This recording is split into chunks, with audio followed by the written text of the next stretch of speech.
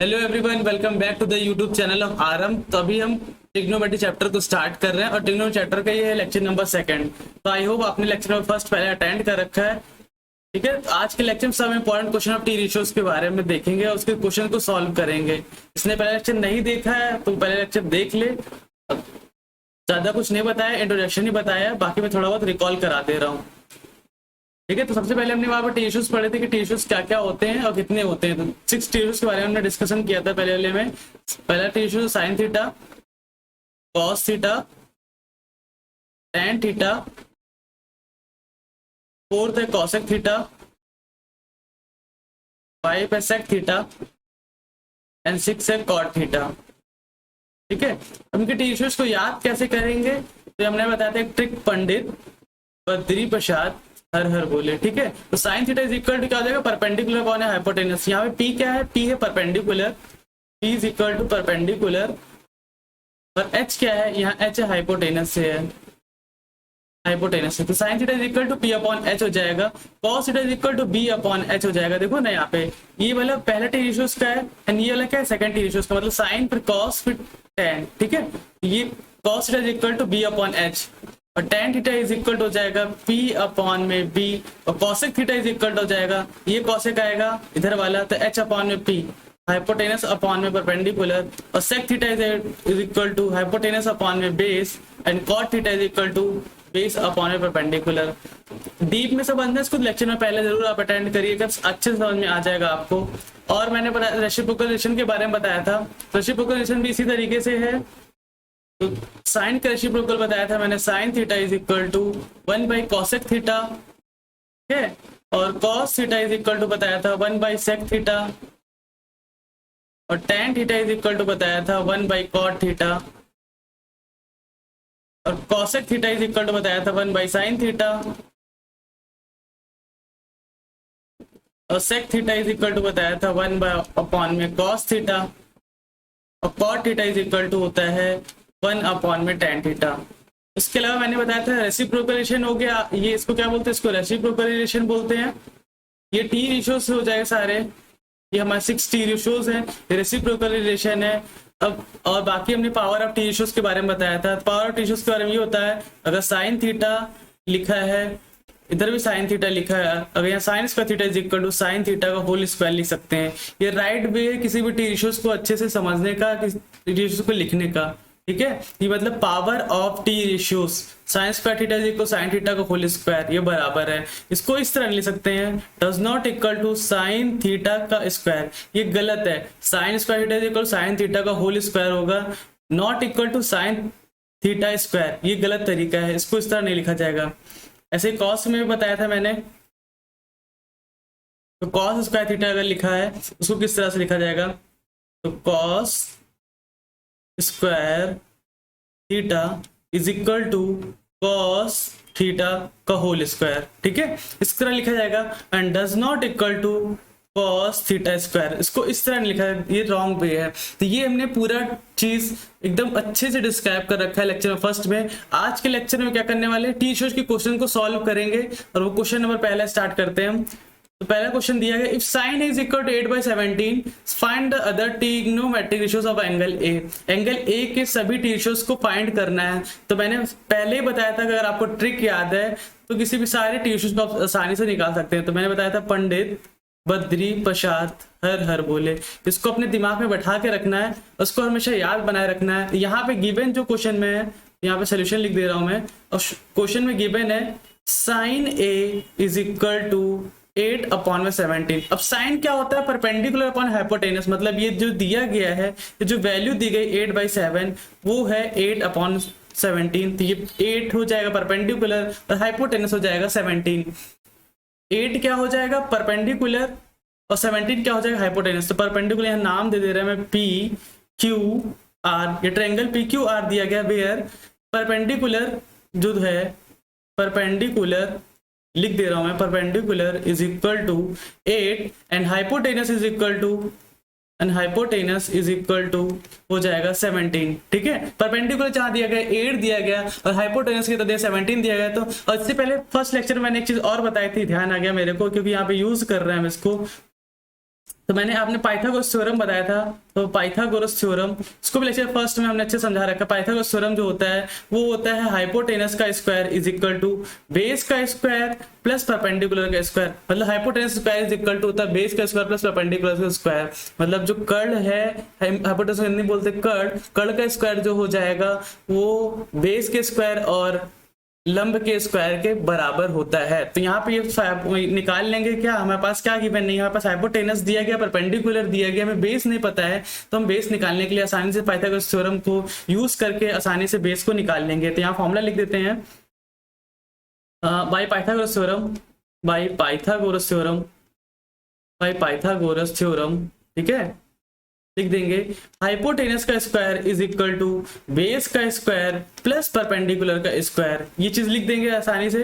अब हाइपोटेनस हमारा दिया गया 17, तो यहाँ पे 17 का स्क्वायर हो जाएगा आसानी से, और बेस हमें पता नहीं है तो बेस का स्क्वायर इसको ऐसे लिखा रहने देंगे, और परपेंडिकुलर दिया गया 8, तो 8 का स्क्वायर ऐसे लिखा रहने देंगे। अब 17 को इस तरफ लाएंगे, ठीक है, 17 इधर लिखा 17 स्क्वायर, 17 स्क्वायर लिखा रहने दो ऐसे, माइनस का 8 का square is equal to base का स्क्वायर। क्या ये सही लिखा हुआ है?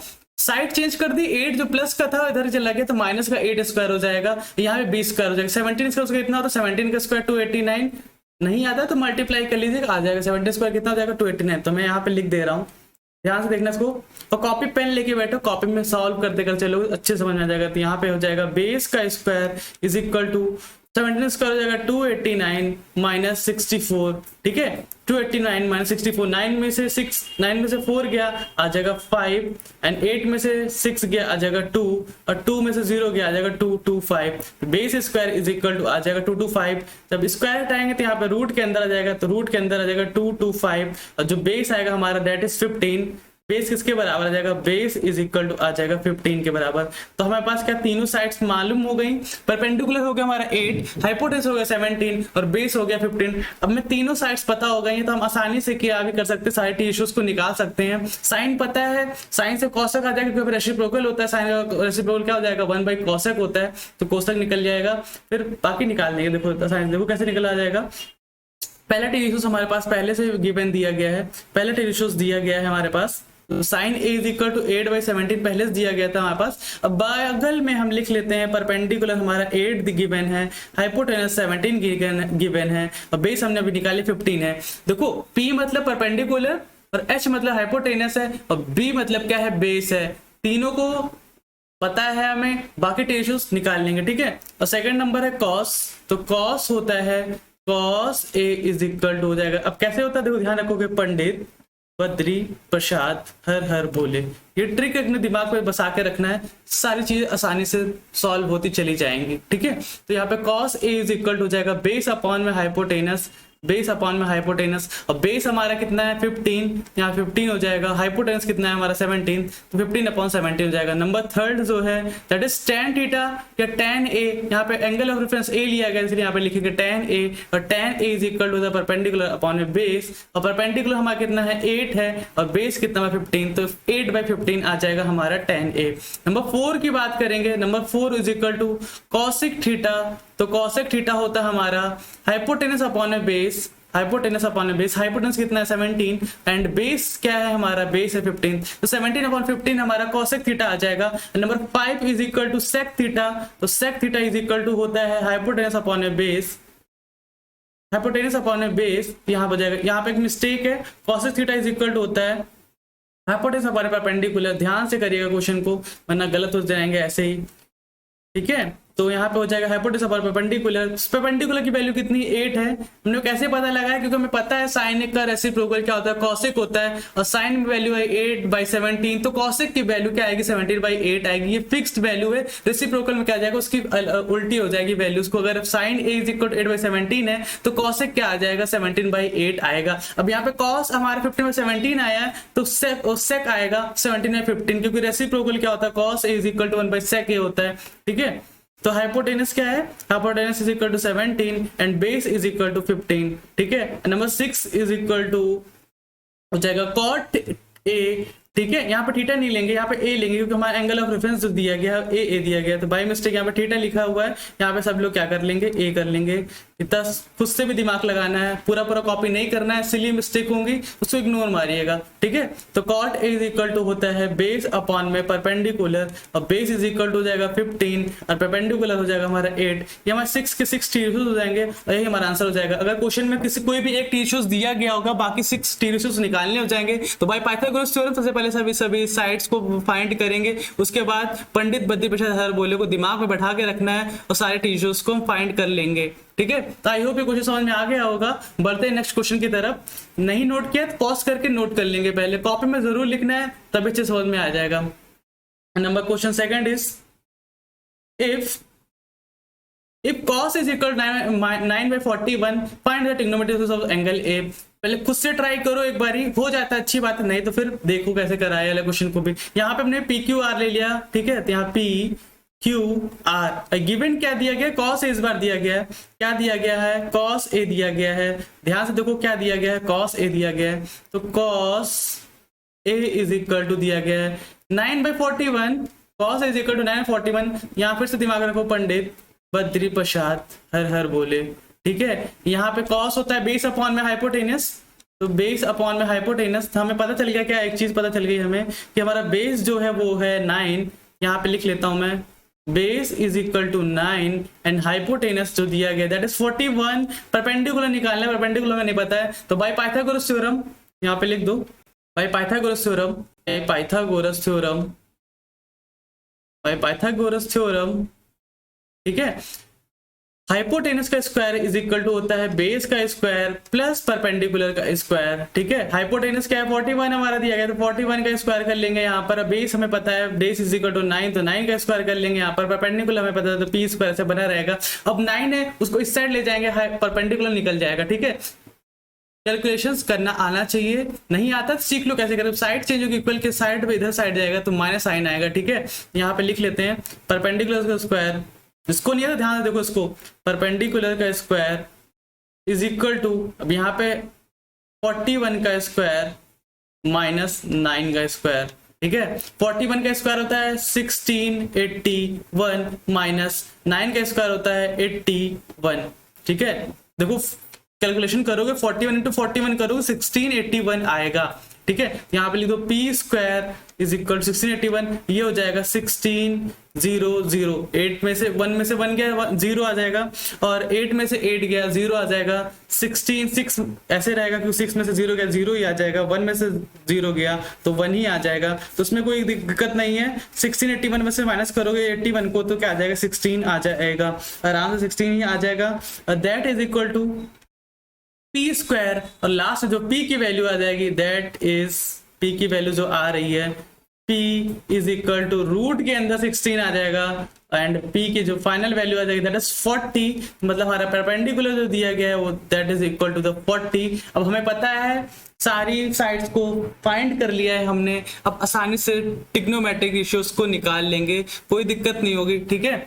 तो बढ़ते हैं आगे, साइन ए निकालते हैं सबसे पहले, तो sine A is equal to होता है क्या, बगल में लिख लो पंडित बद्री प्रसाद हर हर बोले, पंडित बद्री प्रसाद मतलब पी बी पी अपॉन में एच एच बी, ठीक है। तो साइन ए, अब यहाँ पे वो भी लिख लो ना क्या हमने निकाला है, बेस 9 है, हाइपोटेनस है 41, यहाँ पे लिख लो बेस 9 है, हाइपोटेनस है 41 और परपेंडिकुलर दिया गया दैट इज 40। ये रफ है, कोई बात नहीं, लिख लोगे तब भी कोई दिक्कत नहीं, कॉपी में शो कर दोगे कोई दिक्कत नहीं। साइन इज इक्वल टू हमारा जाएगा परपेंडिकुलर अपॉन हाइपोटेनस, और परपेंडिकुलर किसके बराबर, perpendicular is equal to 40 and hypotenuse equal to 41। तो पहला टी इश्यूज निकल गया। कॉस वाला गिवन था क्वेश्चन में, एक बार चेक कर लो हमने सही चीज निकाला है गलत निकाला है। तो cos A is equal to होता है बेस अपॉन में हाइपोटेनस, तो बेस इज इक्वल टू 9 के हो जाएगा, हाइपोटेनस इक्वल टू 41 के हो जाएगा, तो 9/41 हो गया।